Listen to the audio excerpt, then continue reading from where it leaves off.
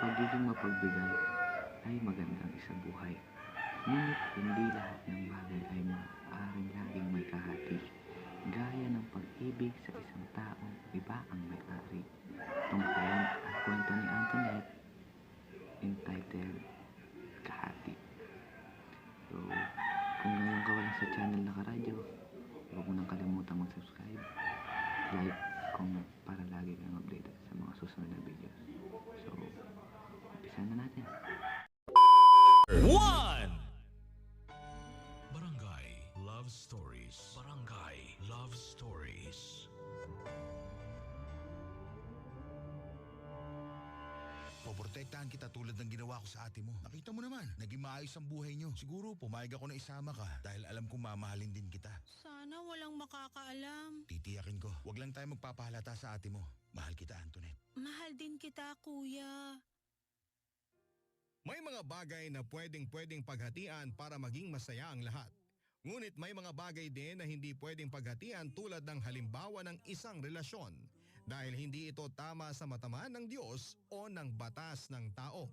Paano kung mangyari sa iyo na may kahati ka sa taong karelasyon mo? Pakinggan ang kwento ni Antoinette sa Barangay Love Stories, #BLS Kahati. Barangay LS 97.1. 97.1.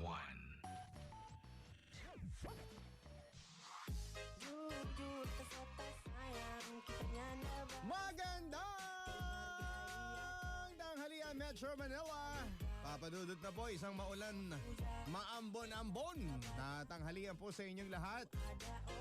Sa mga lalabas ng bahay, hadala kayo ng payong. At kung wala namang importante na lakad, stay put lang kayo sa mga bahay ninyo, no? Mahirap na, baka makasagap.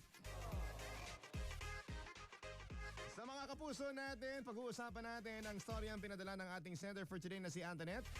Ang ating hashtag is #BLS Kahati. Ang pagiging mapagbigay ay magandang isabuhay. Ngunit hindi lahat ng bagay ay pwedeng may kahati gaya ng pag-ibig sa isang tao na iba ang may-ari. Abay, kahit naman na sino ang tanongin mo agree, approve dyan mga kapuso, ano? Hindi mo na kukunin yung taken na. Pambihira ka naman. Para naghanap ka ng ipupukpok sa ulo mo, no? Pero kapag kaya mong paikutin, baka pumayag. Narinig niyo yung teaser kanina, di ba? Oo, kuya.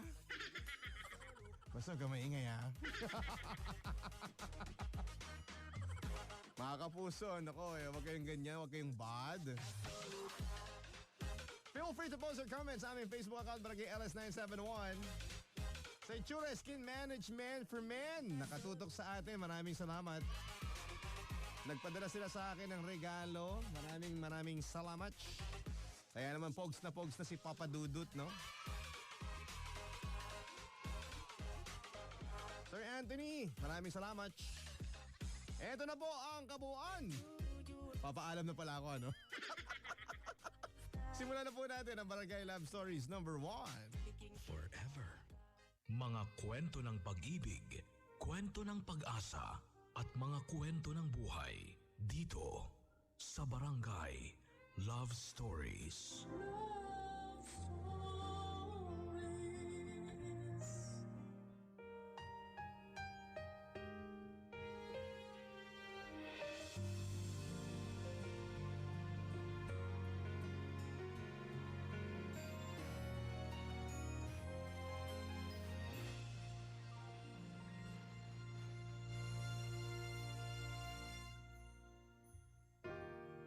Pagsikat ng araw,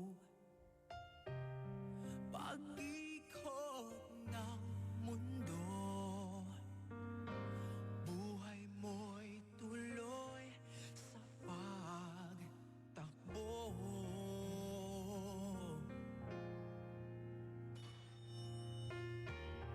Halakhak at iyak, ligaya at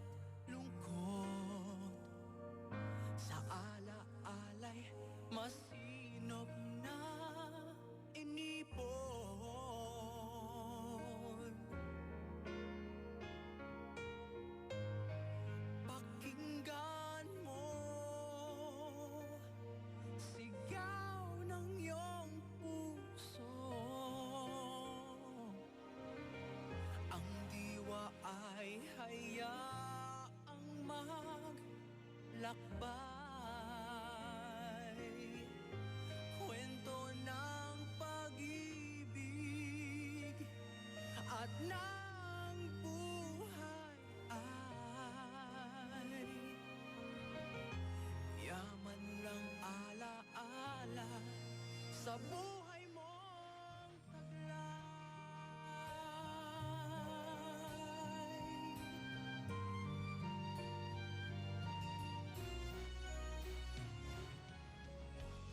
Halakhak at iyak,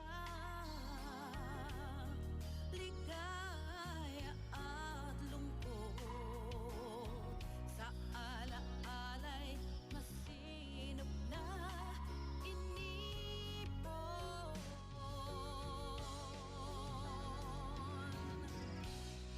Pakinggan mo, sigaw ng iyong puso.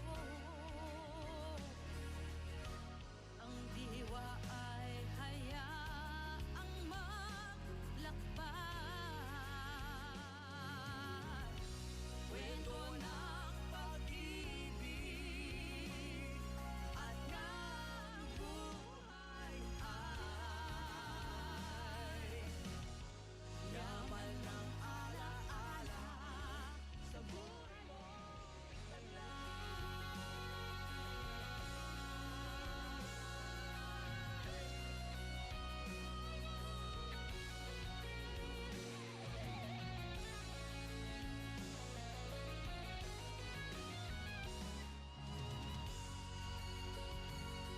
lumipas man ng panahon, alaala ay naroon sa isip mo, sa puso mo,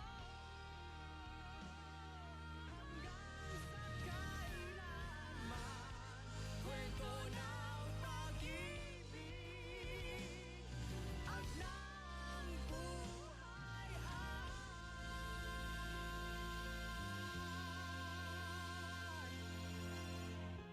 yaman ng alaala sa buhay mo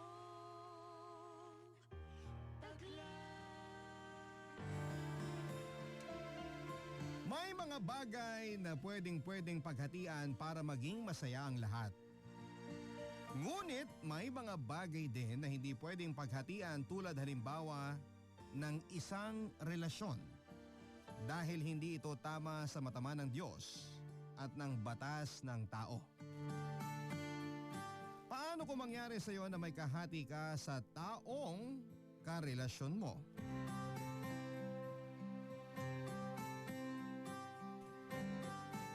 Dear Papa Dudut, laking Bicol po ako, Papa Dudut. Sa madaling salita, isa po akong probinsyana na dito na ngayon tumira sa Maynila. Ako po si Antoinette, parati po akong nakikinig sa Barangay Love Stories at sobrang nakaka-relate ako sa mga binabahaging kwento ng ating mga kabarangay. Ilang araw at gabi ko rin po itong pinag-isipan, Papa Dudut. Gusto kong ibahagi ang karanasan ko. Kaya naman sumulat na ako sa inyo para ibahagi ko ang kwento ko at ng kapatid ko. Noong panahong nasa Bicol pa ako, kasama ko talaga ang ate kong si Ana, Papa Dudut. Ulila na po kaming dalawa ni ate, kaya sobrang malapit kami sa isa't isa dahil kami lang naman na dalawa ang magkapatid. Unang namatay ang tatay namin noong 7 taong gulang pa lamang ako. At noong 12 years old ako'y namatay rin ang nanay namin. Tumira kami sa mga kamag-anak namin simula nang naging ulila na kami ni ate. Palipat-lipat po kami sa mga kamag-anak namin, Papa Dudut, dahil tulad namin, mahirap din po ang kalagayan nila sa Bicol. Nagtatrabaho na ako sa palengke noong 14 years old ako kasama ang ate ko para may pagkakitaan kami kahit papaano. At para na rin may abot na pera sa nagpapatuloy sa amin. Nagkaroon ang ate ko ng boyfriend, si Marco, noong 20 years old na siya at 18 years old naman ako. Matangkad si Marco, matipuno ang pangangatawan. Nagbubuhat siya ng isda sa pundohan at nakita kong masaya si ate sa relasyon nila ni Marco.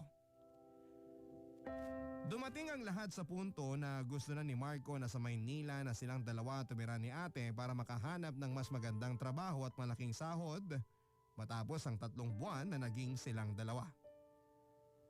Gusto rin ni Marco na sa Maynila na sila bumuo ng pamilya ni ate. Maraming pangarap na maganda si Marco para sa kanilang dalawa ni Ate Ana.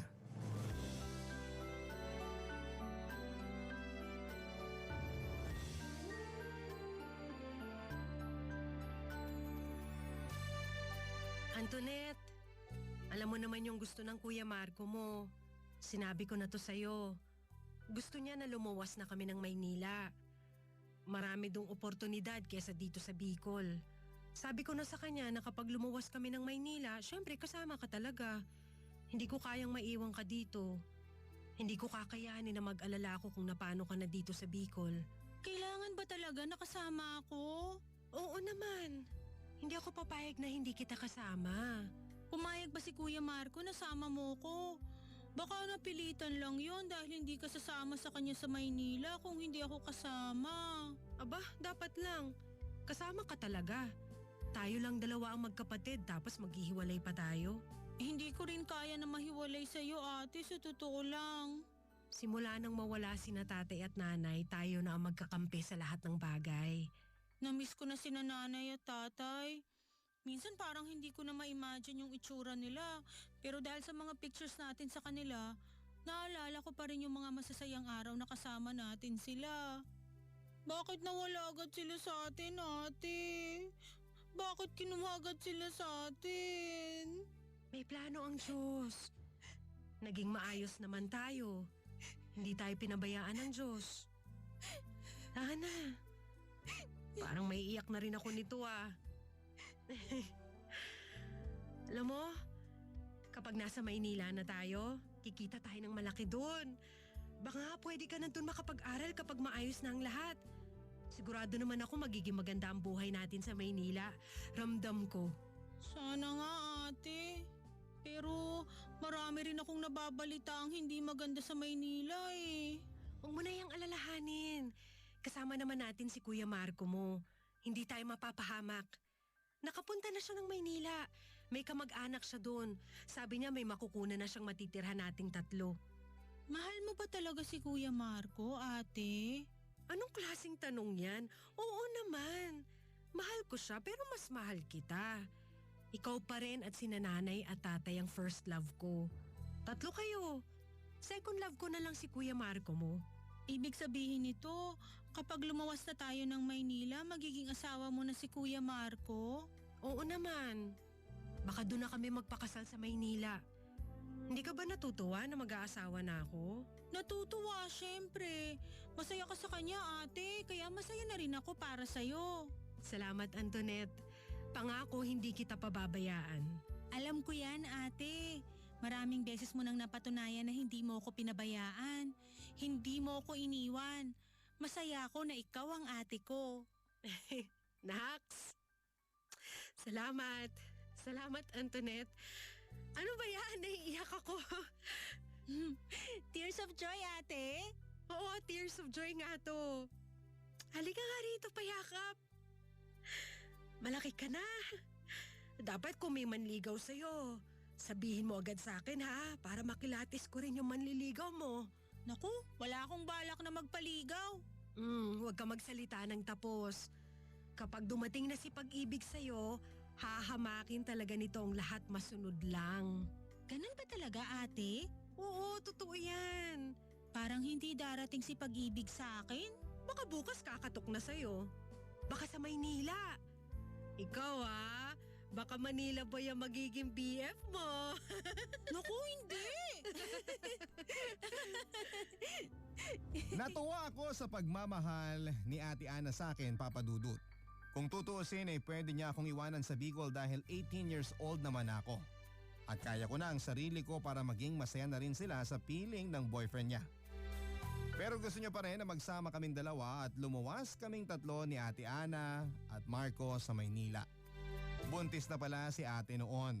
Kaya excited ako na maging tita sa magiging pamangking ko. Sobrang shock ako sa laki ng Maynila. Ibang-iba ang itsura sa kinalakhang ko sa Bicol. Nakakapanibago ang lungsod. Maraming tao at na-experience ko ang sinasabi nilang traffic. Maraming sasakyan, maingay ang mga kalsada, hindi tulad sa probinsya na tahimik lang at walang traffic. Naging driver ng jeep si Marco. May maliit naman na sari-sari store si Ate Ana na tinayo niya sa inuupahan naming bahay. Tinutulungan ko naman ang ate ko sa pagbabantay nito. Ilang buwan matapos na may panganak ni ate ang kanyang first baby, nakakuha siya ng trabaho bilang tagalinis ng bahay kaya ako na lamang ang naiwan para magbantay ng tindahan at sa pamangking ko. Sa tindahan ay nakilala ko naman si Elmer. Taga Maynila lang din pero lumipat sila malapit sa tinitirhan namin. Umaali-aligid siya parati sa akin at gusto niya akong ligawan, Papa Dudut.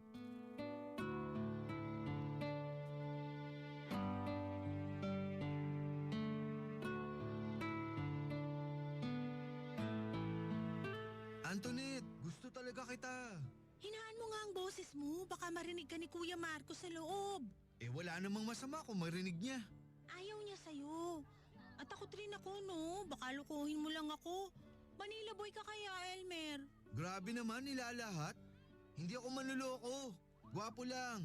Lakas ng hangin ngayon, no? Malakas ang aircon. Ang social naman dito. May pa-aircon si Mayor. Antoinette naman, gusto lang kitang patawanin. Hindi ako mahangin pero gwapo naman talaga ako. Maraming ang nagkakagusto sa akin eh. Pero ikaw ang gusto ko. Wala silang panama sa pagtama mo dito sa puso ko. Kung i-pick up lines ka na, ha? Hindi ako nadadaan sa ganyan. Tigilan mo na ako. Baka mamaya marinig ka ni Kuya Marco. Eh di ba 19 years old ka na? At asawa lang siya ng kapatid mo. Ganun talaga siya mga alam sa love life mo? Concerned lang siya sa akin. Sige na, kung wala ka nang bibilin, pwede ka nang umalis. Baka mahihiya yung bibili dito sa tindahan dahil nandiyan ka nakaharang. Malulugi kami nito dahil sa ginagawa mo. Basta, hindi ako titigil sa panliligaw sa'yo hanggat hindi mo ako sinasagot. Baka kapag pumuti na ang uwak. Grabe naman, pagputi talaga ng uwak. Wala talaga akong chance dyan sa puso mo. Wala. Ay, sige na. Pababa na si Kuya Marco. Alis na. Sige balik ako mamaya. Sige na, alis na. Antoinette, sino yan? Ah, Kuya, may bumili lang. Si Elmer ba yon? Ano na naman ang sinabi ng lalaking yun? Ah, may binili lang. Makulit lang talaga yun. Nililigawan ka ba nun? Ay, hindi po, Kuya. Huwag ka magpaligaw doon. Baka lokohin ka lang. Manila boy ang si Elmer. Hindi, Kuya. Hindi naman po ako nagpapaligaw sa kanya. Mabuti naman kung ganun. Siya nga pala, mamayang gabi pa uuwi ang ate mo. Oo nga po, Kuya. Sinabi na niya sa akin. Antoinette, huwag mo na akong tawagin kuya kapag tayong dalawa lang. Ah, ganon? Bakit po? Alam mo naman na gusto kita. Sinabi ko na to sa'yo. Kuya naman, asawa ka ng kapatid ko. Pareho ko kayong mahal. Kuya. Mahal kita. Walang makakaalam. Hindi malalaman ng ate Ana mo ito. Hindi talaga to pwede, Kuya. Hindi pwede dahil may pagtingin ka sa Elmer na yon, ganun ba? Hindi po dapat ganito ang mararamdaman niyo sa akin dahil... Not many people find Ito kita. Walang makakaalam nito kundi tayong dalawa lang. Ay, puntahan ko lang ang pamangking ko. Kuya, please. Ayaw kong magtaksil sa kapatid ko. Sandali, baby! Papunta na si Tita Antoinette mo! Ilang beses na akong sinabihan ni Marco na noon pa niya ako gusto, Papa Dudut. Na kaming dalawa ng ate ang mahal niya. Na gusto niyang tanggapin ko ang pag-ibig niya sa akin. Sobrang takot ako noon, Papa Dudut. Walang araw na hindi niya ako nilapitan at sinabihan na dapat ay maging kami na. Hindi ko kaya. Sabi ko sa kanya, Papa Dudut, ay hindi ko kaya ang pagtaksilan ang kapatid ko. Ayaw kong matukso sa panunuyo niya sa akin. Naisip kong sagutin na si Elmer at iyon na ang oras na pwede akong lumayo kay Marco dahil hindi pwede ang gusto niyang mangyari. Siguro yun na ang panahon na dapat ay maghiwalay na kami ng ate ko dahil magkakaroon na rin ako ng karelasyon kung sasagutin ko si Elmer. Pero sa panahon na yun ay parang may pumipigil sa akin na buksan ang puso ko kay Elmer. Parang may bumubulong sa akin na kagatin ng tukso. At subukan ng inaalok na sistema ng relasyon na gusto ni Marco na mangyari sa amin. Gulong-gulo ang isipan ko sa mga oras na yon, Papa Dudut. Hindi ko alam kung sasabihin ko ba sa ate ko ang mga sinasabi ni Marco na gusto niyang mangyari sa amin o itatago ko na lamang sa aking sarili ang lahat. Ang Barangay Love Story LS 97.1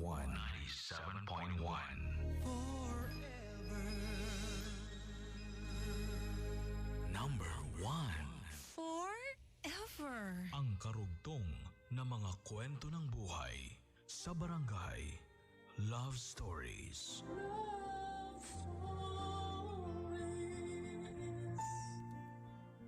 Hindi ko talaga alam, Papa Dudut, kung ano ang gagawin sa mga oras na yon. Kung sasabihin ko ba sa ate Ana ko ay tiyak na magagalit siya kay Marco at masisira ang pagsasama nilang dalawa. Ayaw kong masira ang pagiging magkapatid naming dalawa. Pero dahil sa kabaitan at sweet naman sa akin si Marco ay nakaramdam ako ng pag-ibig kay Marco. Oo, Papa Dudut, sa asawa ng kapatid ko. Maraming araw at gabi na hindi ako mapakali dahil tinitibok na ng puso ko si Marco. Tuwing naglalambing siya sa ate ko ay gusto ko naman na ako ang nilalambing niya. Gusto kong maranasan ang mga yakap niya. Gusto kong nasa tabi ko lang siya. Hindi man normal na umibig sa asawa ng kapatid ko pero yon ang nararamdaman ko, Papa Dudut. Napaibig ako ni Marco. At gusto ng puso ko na maging kahati sa puso niya kahit pa ang kapatid ko ang maging kahati ko. Hindi rin pumalya si Elmer sa panunuyo sa akin. Pero nakatuon na ang puso ko kay Marco. Handa na akong magkasala noon. Handa na akong lapitan ng tukso. Handa na akong maging kabit. Handa na akong makipagrelasyon kay Marco.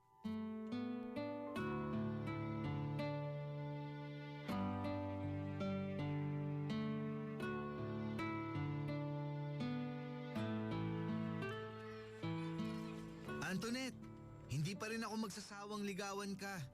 Handa akong maghintay kung kailan mo ako kayang sagutin. Elmer, tatapatin na kita. Wala akong gusto sa'yo eh. May ibang gusto ang puso ko. Kaya huwag ka nang magpagod sa panunuyo sa akin. Humanap ka na ng iba. Tigilan mo na to dahil masasaktan ka lang. Hindi ko kayang suklian yung feelings mo para sa akin. Totoo ba talaga yan? Baka mali lang yung nararamdaman mo sa kanya. Buksan mo naman yung puso mo kahit konti lang. Gusto talaga kita, Antoinette. Hindi ba kakasabi ko lang na hindi ko kayang suklian ang pagtingin mo sa akin? Please, ihinto mo na tong panliligaw sa akin. Ang swerte naman ng lalaking nagustuhan mo. Sana ingatan ka niya at mamahalin ng tapat. Sana maging masaya ka, Antoinette. Yan ang gusto kong mangyari sa'yo. Ang maging masaya. Sino ba yung maswerteng lalaking nagpatibok sa puso mo? Parang wala naman ako nakitang nanligaw sa yung iba dito. Ako lang. Huwag nang maraming tanong. Hindi ko obligasyon na ipaalam sa'yo kung sino siya. Sige na. Umalis ka na, baka may gustong bibili dyan at nahihiya na naman na lumapit dahil nandyan ka. Basta, kung ano man ang mangyari, nandito lang ako.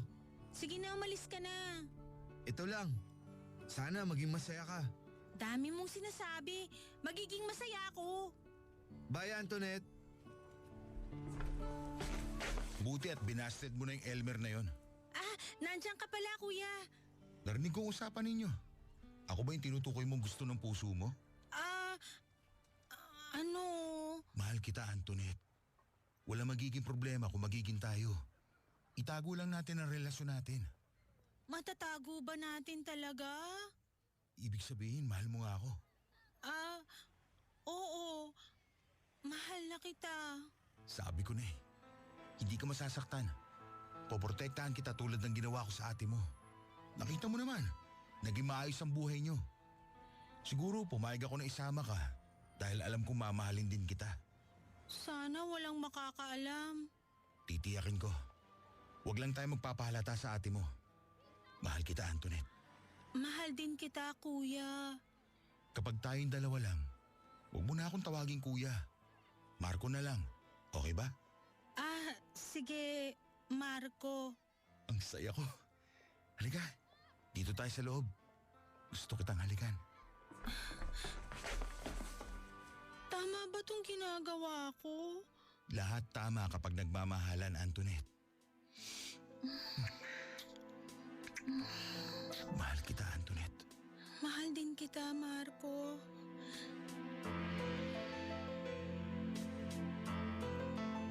Papa Dudut, binasted ko si Elmer dahil tinanggap ko ang pag-ibig sa akin ni Marco kahit paman asawa siya ng kapatid ko. Sinekreto naming dalawa ang aming relasyon.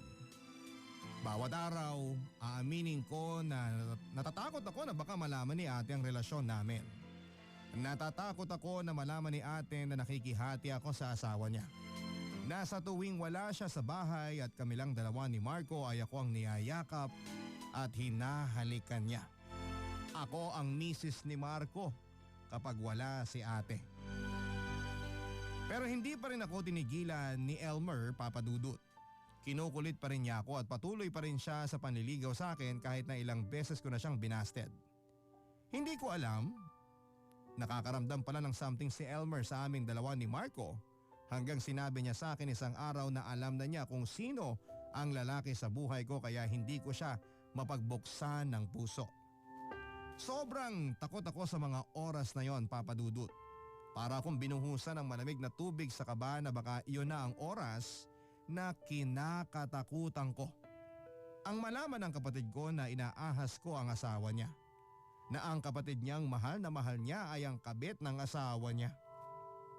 Galit ako kay Elmer dahil sa pakikialam niya at hindi pagsuko sa akin.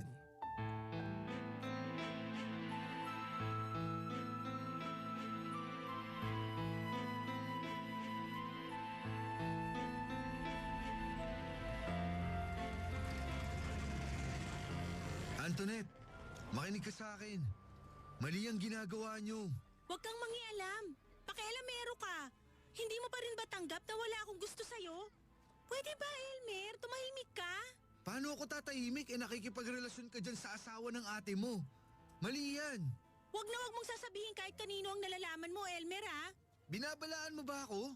Oo, binabalaan kita. At ngayon, alam mo na. Kaya tigilan mo na ako. Huwag mo akong pakialaman. Huwag mo kaming pakikialaman. Hindi ka ba natatakot dyan sa ginagawa niyo? Mali yan. Sobrang mali. Mali kung malalaman to ng ate ko. Mali kung isusumbong mo. Kaya isarado mo yung bibig mo, manahimik ka. Pwede ka namang kumalas dyan, Antoinette. Baka kasi sobrang close mo lang sa kanya. Saka wala ka pang nagiging boyfriend. Nagkataon pa na ulila kayo. Kaya ganyan ang nararamdaman mo. Wala kang alam. Sorry, pero kung sinagot mo lang ako, kung binuksan mo lang yung puso mo sa akin, hindi sana umabot sa ganito. Ano bang ginagawa sa'yo ng Kuya Marco mo? Pinupuwersa ka ba? Sinasaktan ka ba kaya ka pumayag? Alam mo, pakialamero ka.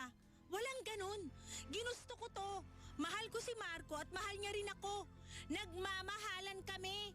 Mali ang pagmamahal mo. Kaibangan yan, Antoinette. Gumising ka. Mali talaga yan. Mali dahil hindi ikaw ang pinili ko? Hindi yan ang point. Ang sa akin lang, sana sa lalaking walang asawa ka pumatol. Sa lalaking hindi asawa ng kapatid mo. Elmer, ang point ko, nagmamahalan kami. At dapat walang nakakaalam kung ano man ang relasyon naming dalawa. Maayos naman ang pamumuhay naming tatlo ng kapatid ko at ng mga pamangkin ko. Salamat na lang sa concern, pero please, tigilan mo ako at si Marco. Huwag kang mangialam. Sa mata ng Diyos at sa batas ng tao, mali ang ginagawa nyo. Alam mo ba yun, Antoinette? Tama na, Elmer. Tama na. Kung natatakot kang kumalas dyan sa relasyon mo sa kanya, nandito lang ako para tulungan ka. Please, habang maaga kumalas ka na sa relasyon nyo ng asawa ng kapatid mo. Mas gusto kong huwag mo kaming pakialaman. Yang buhay mo ang atupagin mo. Huwag mo na kaming pag-aksayahan pa ng panahon. Pwede ba? Antoinette naman! Wala nang patutunguhan tong usapan natin. Iwan mo na ako. Kung hindi mo kayang sabihin sa ate mo na pinagbantaan ka lang ng Marco na yan, pwedeng ako na ang magsabi sa kapatid mo. Subukan mo lang. Huwag na huwag mong masabi-sabi to.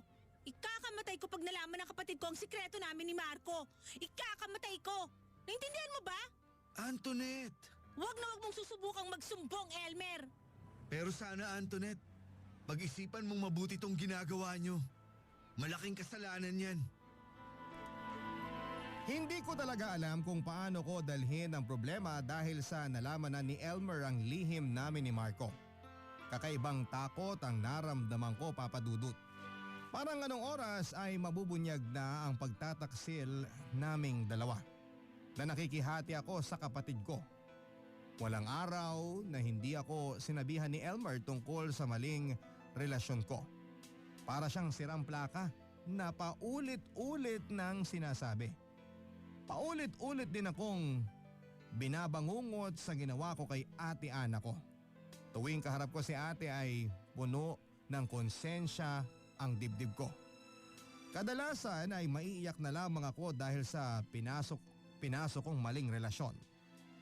Sinabihan ako ni Elmer na may panahon pa upang lumabas sa maling pakikipagrelasyon ko.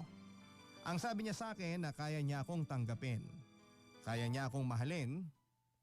Kaya niyang ibigay ang pag-ibig na walang kahating iba. Kaya niyang ibigay ang puso niya na buo at para lang sa akin. Inuusig ako ng konsensya ko araw-araw, Papa Dudut. Masakit ang umibig, mapait ang magmahal, lalo na kung bawat isa'y may pananagutan na. Malihim ang pag-ibig, pangambay, laging taglay, sa pagnakaw ng sandaling nararapat sa iba. Lagi ang pagtatanong sa budhing gulong-gulong. Lagi ang paninimbang sa pusong tuliro. Nakaw na pag-ibig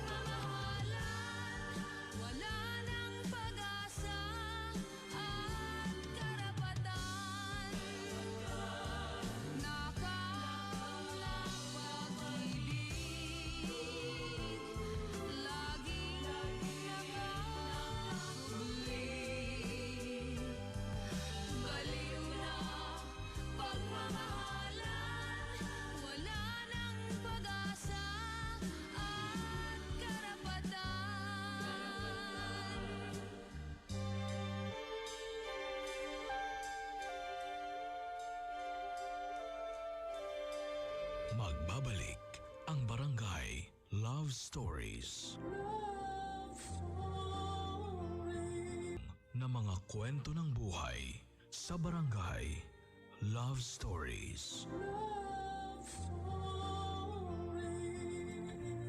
May kasabihan na kapag may usok ay may apoy. Tatakas talaga ang usok at malalaman kung bakit umaapoy.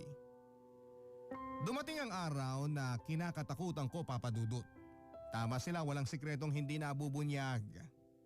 Ipinagtapat ni Elmer sa ate ko ang tungkol sa pakikipagrelasyon ko kay Marco. Galit na galit ako kay Elmer, Papa Dudut, dahil sobra na siyang pakialamero. Sinugod ako ni Ate Ana at halos hindi ako makatingin sa kanyang mga mata dahil alam ko na malaki ang kasalanan ko sa kanya at totoo ang mga nalaman niya kay Elmer. Narinig kong kumakabog ang dibdib ko. Ibang ate ang nakita ko, Papa Dudut. Sa tagal naming nagsamang dalawa, yun ang araw na parang dumilim ang langit. Walang hangin, pinagpawisan ako dahil sa sobrang takot sa maaaring gawin ng ate ko sa akin. Tinignan ko ang mga kamay niya na parang ilang segundo'y sasampalin na ang isang tulad kong malandi, ahas, mga agaw. Parang ilang segundo'y sasabunutan na niya ako. Tumulo ang luha ko nang hindi ko napansin, Papa Dudut. Nang sinabi niya ang salitang, "Bakit mo nagawa sa akin to, Antoinette?" Parang tinusok ang puso ko ng kutsilyo. Tumagos ang bawat letra sa puso ko. Ang hindi ko maintindihan ay niyakap pa niya ako ng mahigpit.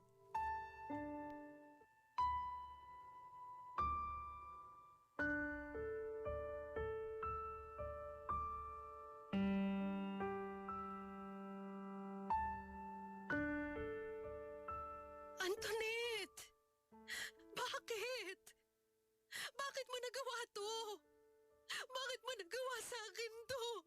Ate, sorry. Kailan pa to? Huwag mo na sagutin. Hindi naman importante. Antoinette, makinig ka. Si Elmer lang ba ang nakakaalam tungkol sa naging relasyon mo kay Kuya Marco mo? Opo, ate. Alam mo, masakit ang ginawa mo. Gusto kitang sampalin, itulak palabas ng bahay, pero kapatid kita, hindi ko kayang saktan ka. Masakit man dito sa puso ko, pero kaya kong tanggapin ang lahat. Mahal mo ba si Marco? Sabihin mo sa akin ang totoo. Bakit ka pumayag na magkaroon kayo ng relasyong dalawa? Mahal ko siya, ate, kaya ako pumayag. Kaya ako nakipagrelasyon sa kanya. Ganito, ayoko may iba pang nakakaalam tungkol dito. Anong ibig mong sabihin, ate? Lumipat tayo sa ibang lugar para walang makakaalam. Para walang uhusga sa'yo, sa atin. Ibig mong sabihin? Galit ako. Pero kailangan kong intindihin ang lahat. Baka yun na nga, wala ako at nakaramdam kayo na hindi dapat. Pero nangyari na ang lahat eh. Mas gusto kong hindi na dapat magalit. Ayoko masira ang pamilya ko. Lumaki tayong walang pamilya. Gusto ko lumaki ang mga anak ko na buo ang pamilya. Gusto ko magsama lang tayong dalawa. Handa ako makihati sa'yo. Handa akong tayong dalawang mahal ni Marco. Ate! Dapat walang ibang tao makakaalam kung ano man na nangyayari sa loob ng bahay natin. Kailangan na nating umalis dito. Hindi pwedeng ipagkalat ng Elmer na yun ang tungkol sa inyo ni Marco. Ayoko mapahiya ka. Salamat, ate. Salamat at natanggap mo ang lahat. Pinigilan ko pero... Ayoko na marinig yan. Sabi ko sa'yo, handa ako makihati sa'yo. Kung ano ang sa akin, sa'yo na rin. Anong oras darating si Marco? Hindi ko siya natanong kanina eh. Maya-maya uuwi na yon. Sasabihin natin sa kanyang plano nating dalawa. Lumipat na lang tayo na malayo dito sa lugar na to para walang nakakakilala sa atin. Paano yung trabaho nyo? Ano ka ba? Magko-commute. Madali lang. Basta simula ngayon, Huwag ka nang magtago ng sikreto sa akin. Naiintindihan mo ba? Opo, ate. Baka sa Antipolo na tayo tumira. Huwag ka na matakot. Nandito lang ako. Hindi ko lubos akalain na gano'n ang magiging tugon ni Ate Ana sa sitwasyon namin. Lumipat kami sa Antipolo at nagsama kaming tatlo sa iisang bubong. Pareho kaming asawa ni Marco. Pareho kaming niyayakap at hinahalikan. Magkahati kaming dalawa ng ate ko sa oras, atensyon at pagmamahal ni Marco. Minsan napapansin kong nagsiselo si ate sa aming dalawa ni Marco pero pinipigilan lang niya na magalit. Iniintindi niya ako parate. Walang araw na hindi rin ako nakokonsensya sa ginagawa namin. Walang araw, Papa Dudut, na hindi ko rin naisip si Elmer dahil bumabagabag talaga siya sa isipan ko simula nang umalis kami sa lugar na yon. Namiss ko ang tindahan, ang pangungulit ni Elmer na ligawan ako, ang pagka-concern niya sa akin. Habang tumatagal ay nakakaramdam ako ng awa sa aking sarili. Nakakaramdam ako ng awa sa aming dalawa ng ate ko na nakikihati sa iisang lalaki. Sa tingin ko ay para kaming laruan na nilalaro ng sabay at walang pakialam kung ano man ang mangyari sa aming mga damdamin matapos niyang makuha ang gusto niya.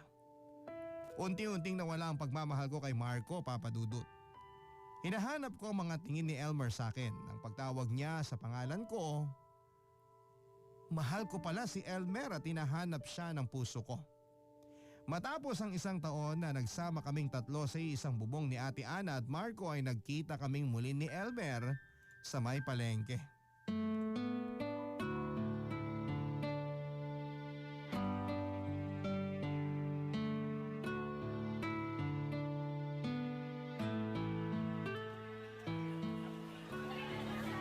Antoinette? Ikaw ba yan? Elmer? Matagal na kitang hinahanap. Buti nakita kita. Kumusta ka? Nangayayat ka. Okay ka lang ba? Sorry sa ginawa ko. Concerned lang ako sa'yo. Ano nang balita sa'yo? Sensya na ang daldal ko. Oh, okay ka lang ba? Halika, dito muna tayo sa gilid. Umupo ka. Sandali, meron akong tubig dito. Uminom ka muna. Oh, heto ang panyo. Sa totoo lang, nag-alala talaga ako sa'yo. Masaya ako't nakita kita dito. Nabalitaan ko kasi na dito kayo lumipat kaya nagbaka sakali ako. Sa totoo lang, hirap ako sa sitwasyon. Magkasama pa rin kayong tatlo? Oo, dalawa kaming asawa niya. Parang ayoko na. Totoo ba talagang ayaw mo na? Akala ko mahal ko siya. Hindi pagmamahal ang naramdaman ko. Mali ang naramdaman ko sa kanya. Mali ang ginawa ko. Mali ang ginagawa namin. Sumama ka sa akin. Ano? Itatakas kita. Ilalayo kita. Hindi tama ang ginagawa niya sa inyo. Pero paano ang ate ko? Maiintindihan ka ng ate mo. Ako nang bahala. Alam mo, Antoinette, mahal kita. Totoo ako sa'yo. Gusto kong protektahan ka. Gusto kong alagaan ka. Alam mo, hindi ako ang tagapagligtas mo. Ikaw mismo ang dapat magligtas sa sarili mo. Kumalas ka na sa maling relasyon. Nandito lang ako para tanggapin ka. Kung papayag ka, magsama tayo. Kalimutan natin ang lahat. Elmer, bawat araw iniisip kita. Lahat ng pinakita mong paghanga at concern sa akin iniisip ko. Alam ko mahal mo ko. Matagal lang umandar tong utak ko. Hindi niya alam na mahal ka ng puso ko. Mahal kita eh. Nagkamali ako. Mali talaga ang ginagawa namin ni Marco. Ngayon gusto kong itama ang mali. Gusto ko sumama sa'yo. Gusto ko magsama tayo. Talaga ba? Sige, sumama ka na ngayon. Huwag ka nang bumalik sa bahay niyo. Magsimula tayo. Handa ka na ba maging jowa ko? Jowa talaga ang tawag? Pasensya na. O ayan, yan ang gusto ko sa'yo. Maganda ka kapag nakangiti. Halika, sumakay ka sa motor ko. Umuwi na tayo sa bahay natin. Sa magiging bahay mo. Salamat, Elmer. Oo, sasama ako. Tayo na. Umalis na tayo sa lugar na to.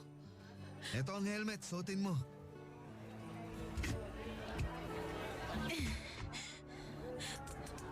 Sumakay ka na. Kumapit ka. Okay ka lang? Yumakap ka ng maigpit. Sobrang saya ko. Malaya na ako. Malaya na ako, Elmer. Oo, ikaw ang nagpalaya sa sarili mo. Hinihintay ko talaga ang oras na to. Salamat, Elmer. Salamat. Salamat din, Antoinette. Mahal na mahal kita. Mahal na mahal din kita, Elmer. Iba sa pakiramdam na makalaya sa isang sitwasyon na hindi dapat mangyari sa simula pa lamang. Dinala ko ni Elmer sa bahay nila Papa Dudut, pinakasalan niya ako. Sa araw ng kasal namin ay muli kong nakita ang ate ko.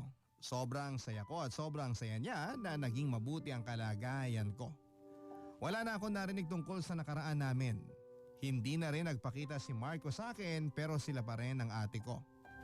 Sa ngayon, Papa Dudut ay may 2 na kaming anak ni Elmer. Buti at hindi kami nagkaanak ni Marco. Masaya kaming nagsasamang 2 ni Elmer at wala na akong kahati sa lalaking minamahal ko. Wala na akong kahati sa lalaking sinamahan ko. Wala akong kahati kay Elmer. Hindi na rin kami naghahati ng ate ko.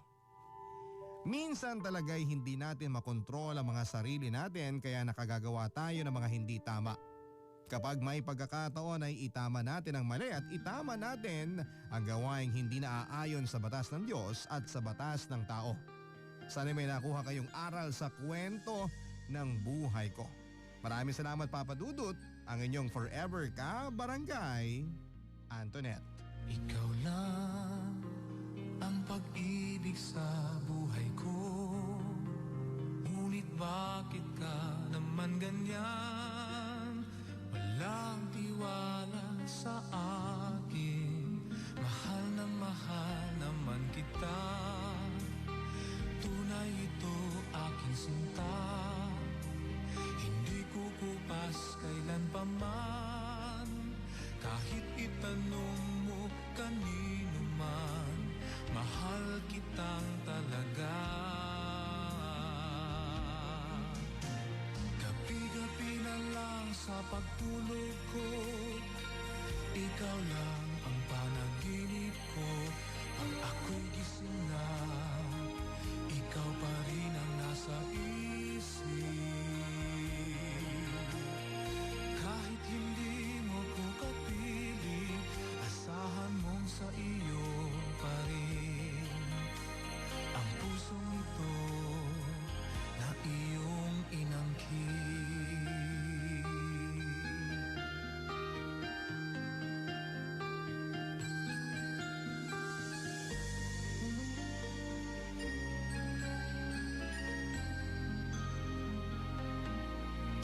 Ikaw lang ang tanging minamahal ko. Huwag makinig kanino man. Ikaw lang naman at wala nang iba. Sana ay maniwala ka na. Tunay ito aking sinta. Hindi kukupas kailan pa man. Kahit itanong mo kanino man, mahal kitang talaga. Gabi-gabi na lang sa pagtulog ko, ikaw lang ang panaginip ko. Pag ako'y gising na, ikaw pa rin ang nasa isip. Kahit hindi mo ko kapiling, asahan mong sa iyo pa rin ang pusong ito na iyong inangkin. At dyan po nagtatapos ang kwentong ito. At kung bago ka pa lang po sa channel natin Karadyo, ay huwag niyo na pong kalimutan mag-subscribe At i-comment nyo na rin po ang inyong opinion sa ibaba. At i-like nyo na rin po ang video ito para mas lalo pa po akong ganahan. Nagpo-post po ako ng isa sa isang araw. At yun lang po. Ito po si Karadyo, ang kabaligtaran ni Papa Dudut.